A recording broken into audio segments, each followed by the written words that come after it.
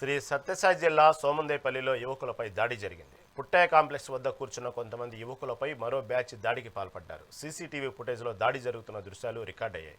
దాడికి పాల్పడిన యువకులు మత్తు పదార్థాలు సేవించినట్లు బాధిత యువకుల తల్లిదండ్రులు ఫిర్యాదు చేశారు. పోలీసులు కేసు నమోదు చేసి దర్యాప్తు చేపట్టారు.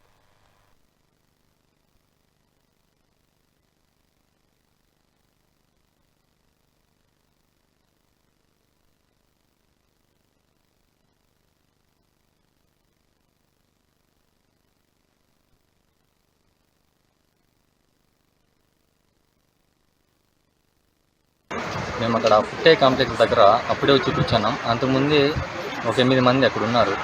మేము అక్కడ కూర్చున్న వెంటనే వాళ్ళు వచ్చి సరాసరి కొట్టేశారు. మేము రాకుండా ముందు నుండి సీసీ కెమెరాలో చూసిన దాని ప్రకారం వాళ్ళే కొట్లాడుతున్నారు. మేము రాగానే మా మీద దాడి చేసినారు.